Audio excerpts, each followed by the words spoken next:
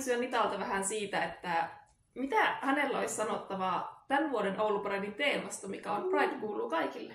Mitä sä haluaisit nostaa erityisesti esille tästä teemasta? No aivan erityisesti se, että seksuaali- ja sukupuolivähemmistöjä on kaikissa ihmisryhmissä ja kaiken ikäisissä ihmisissä, joten Pride todellakin kuuluu kaikille, koska ihan kuka tahansa voi kuulua yhteisöön. Mitä sä haluaisit kertoa siitä, että mitä Pride sulle itsellesi henkilökohtaisesti merkitsee?